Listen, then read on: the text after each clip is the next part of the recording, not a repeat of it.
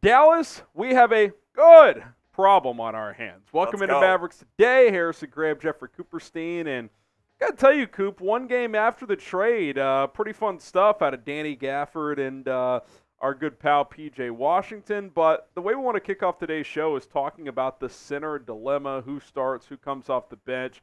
We're going to get into all of that, but Coop, tell people what they need to do to share this video. We need you guys to share this video. Our bosses told us we need to reach more audience, so just click the share button, select the Twitter or X icon. I'm pretty sure it's X now. Click post to Twitter and tag me at Jeff_Coop27. I will shout you out on the next show. Be sure to tag me as well, and we'll get it moving. We're hot on the channel right now, so we're trying to get some more viewers here. Little Birdie told me as well that Coop will follow you back if he tags you in the tweet. Sources. So, hey, there's a little incentive if you want to get your follower game up.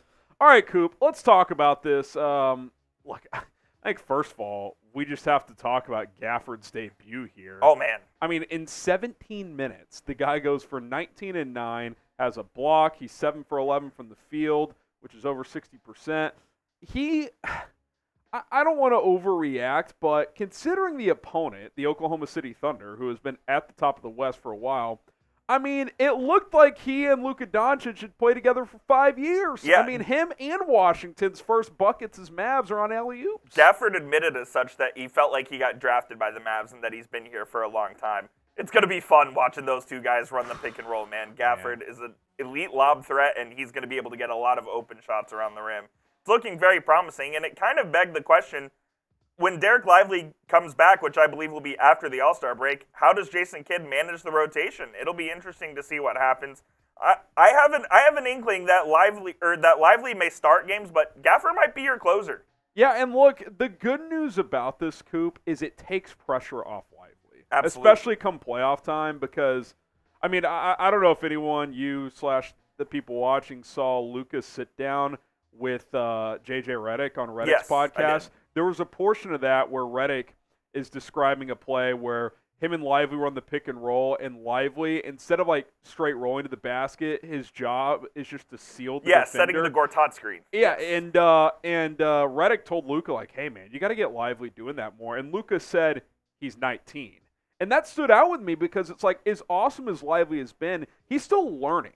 Absolutely. Like, Daniel Gafford's not a superstar, but he's been in the league 5 or 6 years now. So, like, if there are moments where, like, you want to go with a veteran, and this is why getting another center, Coop, especially someone with experience, was just so important at the deadline because it's a different ballgame come playoff time. Dereck Lively's been awesome. I'm not saying the guy's not going to be able to play in the playoffs. I think he is, but you don't feel like if, he's overwhelmed by this moment, you don't have another option. Not only do you have another option, he's as good and maybe right now, currently at his stage in his career, might actually, you could argue, be better in certain areas. So absolutely fantastic move by the Mavs to get this guy in here. The way I see it is you have two centers of equal standing who can play both roles, whether one starts, one closes, one starts and closes, etc. I think they're on equal footing. And that's a great problem to have if you're Jason Kidd and the Dallas Mavericks, because when Lively has been out over the course of the season, you've seen a significant drop-off with Dwight Powell in there, with Rashawn Holmes. I'll say this, Maxi Kleber is also playing the best ball of the season right now for him as well. So you add him into the fold, and the Mavericks all of a sudden have bigs that can play for 48 minutes, and you don't really see a significant drop-off. And I just kind of wanted to just talk about why I think Daniel Gafford probably should close games, whereas I'm not taking anything away from Lively in his great rookie season, but I think Gafford has a slight rebounding advantage, and he definitely has a free throw advantage where he's shooting over 70%.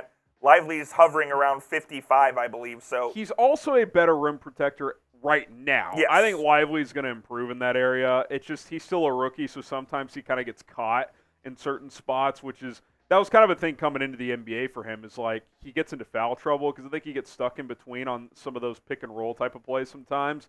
But Gafford's a little more polished as a rim protector. And to your point, free throws in crunch time, like teams can play a hack of Lively late in these games if they want to. You can't really do that with Gafford. I mean, he's a 70% guy, so you've got that going as well. And again, this is not the anti-Dereck Lively. Like, Not at all. Coop and I mean, I am so impressed with what this guy has been able to do as a rookie. It's actually unbelievable. It's just you had to get someone else in here. You just happened to get a guy that's actually pretty damn good. Yeah, like, exactly. And Daniel Gafford. So you look at what a potential closing lineup could be. I think this is like the template, but if Tim Hardaway's on a heater, he's an option. If Dereck Lively's having a better night, he's an option. Derek Jones, if he's playing well, like you've got 8 or 9 guys, Coop, that can close with Luka and Kyrie, who are always going to be in there in crunch time. But that 3 through 5 spot is very much just who's going that night, right? Which is a great luxury to have if you're the Mavericks. And I think this is also kind of a slight warning to Jason Kidd because we know how much he loves to tinker. I think he has to figure it out here pretty quick, who his closing lineup is, and for that matter, who his starting 5 is, and roll with it, because you have 30 games left in the season. You don't really have time to tinker, especially given the Mavericks' position in the Western Conference. I do think it's a combination of, okay, this 5 on most nights is our closeout, but you also have to be able to feel out the game, which I think at times has been a weakness for Jason Kidd. Like, we saw it last year with, and look, the Christian Wood thing, the more time it's played out, it's proven that the guy was a mess. Like, I get it. But, like, I still go back to that opening night last year of, like, Christian Wood's cooking and you just take him out of the game. You have to have a feel for the game, for sure. Based on how guys are playing, like, you have to be able to adapt what kind of your, template of a lineup is. But, yeah, there's no doubt he's got to figure out who the closing guys are. And let me know who should close at that center position more often than not. Type G for Gafford or L for Lively. It's one game in, but you could see the veteran experience being a bit of a tiebreaker here in favor of Daniel Gafford. And one quick point I wanted to make, too, to your Maxi Kleber point. If he keeps playing well, you've gone from one center and not really a power forward you feel good about to maybe two at both. Exactly, with Gafford and Lively at the 5 and Kleber and Washington at the 4. And Jones as well, who can play the 4. So you're all of a sudden really deep up front, which is not something we would say 2 weeks ago. Which is important because we know Kleber gets banged up. Lively's missed some time. Like 5s in general just get nicked up. So to have some guys who can come in and come out. And that's one thing about Gafford, too, we haven't talked about a ton. He's very durable for a center. He does not miss very many games. He doesn't miss very many games, and he started most of the games this season for the Wizards, if not all of them, I believe. Yeah. So he can play both roles, and it's a good problem for Jason Kidd to have, no doubt about it. Hit that subscribe button. Join the family here at Dallas Mavericks today. The Mavs are hot, and so is the channel. So let's keep it moving here. Help us out, and I think it's going to be a fun final 30 games or so, starting with these 2 before the All-Star break. So subscribe and join us for more content. Coop, this is a team that's playing well, and you really got to focus up and win these 2 because if you do, you're 9 games above 500 going to the All-Star break. Luka can get some much-needed rest. You can't afford to mess around with Washington and San Antonio the next couple of games. You go into the break with a 6-game win streak. All of a sudden, like, you're feeling pretty good about your chances of being a top 6 seed in the West with the roster kind of being reconstructed here. Yeah, they got to win these 2 games. I think they're as close to must-wins as they both get. You want to go into the break on a high note, and especially given where the Mavericks are in the standings, they can jump all the way up to like 5th pretty much. 5 through 8's right there. This is all really jumbled up right now, and I think 5th is about the highest they're going to end up being in the West this year because I think they're like 5.5 games out of 4th because 1 through 4 is all jumbled up, and then you have 5 through 9 that's all pretty close as well. So if the Mavs can get to the top of this little second tier of the Western Conference, I think that would be really good. And it starts by winning these 2 games at home that you frankly should win because you're the better team. The good news for Dallas is you're saying, oh, man, you can't get to the top 4. Well, 2 of those 4 are Oklahoma City and Minnesota, who are completely unproven in the playoffs. Absolutely. Like, they're unknown. I mean, we just saw this team beat the Thunder by 30. I know it's 1 game in a regular season in the NBA, but you can't tell me if Dallas meets OKC at a best-of-7, you don't at minimum feel like they have a decent chance. Oh, I'm feeling good if they play OKC. Minnesota's a different story because of the Twin Towers, but now with the Mavericks' improved big man depth, who knows? I mean, I think they have a chance. What if Jason Kidd in certain situations played Gafford and Lively next to each other? And I think that's in the realm of possibility. I'll say this, man. I think if the Mavericks do end up making the playoffs and they get a top 6 seed, I don't think anyone will want to see them in the first round. They're the team right now outside the top 6 that, like, no one wants to play. Because fully agree. They have Luka, they have a proven closer in Kyrie, and they just added quality depth. So I think that's it's exciting times in Mavs land, baby. Let's ride, baby. You know what else is exciting? Well, that Super Bowl last night. I hope you got going with Prize Picks and made some money. What a game that was.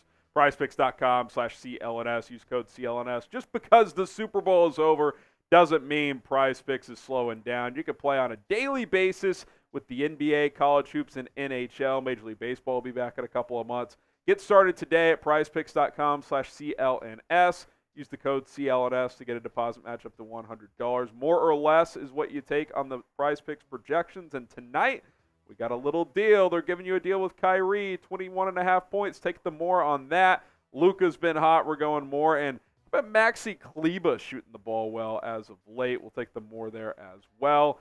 Get started with Prize Picks right now. PrizePicks.com/CLNS.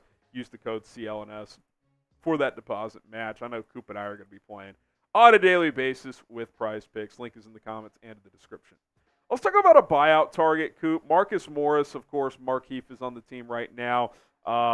We haven't really had a chance to break this down. Spencer Dinwiddie has landed in Los Angeles, which I got to question that move by him. I know it's his hometown. I know he's from L.A., but like, do you want to win?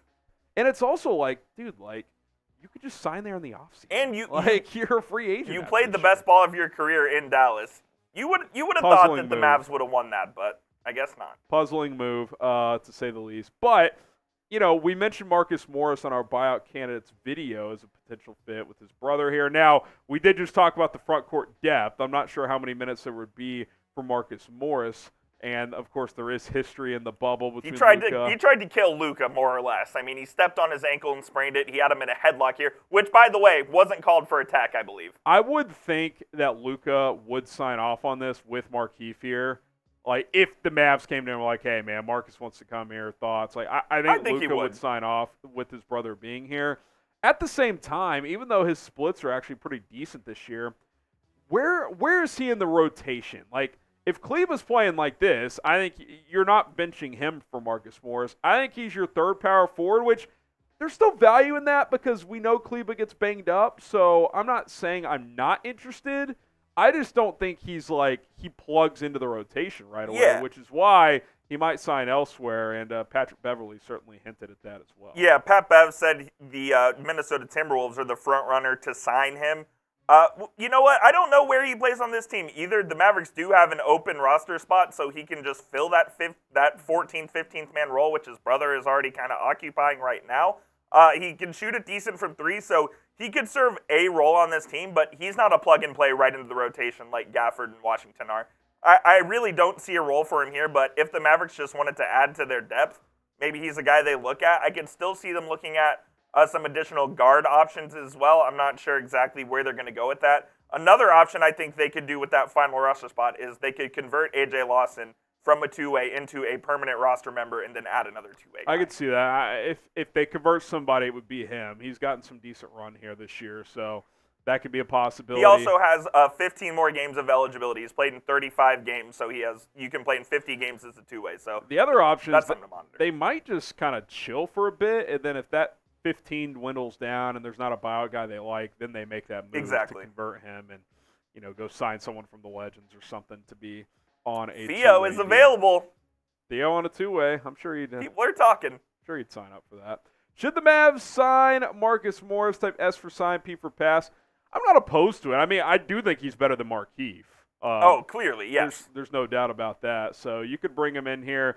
It gives you some Kleber insurance if Kleber goes down again, because I do think Morris can play.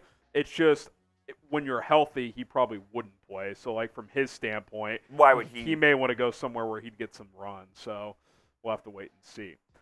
All right, Coop, exciting times around the Dallas Mavericks. Wizards tonight, got to handle business. How about a quick revenge game for Daniel Gafford, Rashawn Holmes? Did Rashawn Holmes even make the flight to Washington? He may have just stayed here. I don't know if he played in their one game. I don't believe he will be getting a tribute video if Jalen Brunson didn't, so we'll see.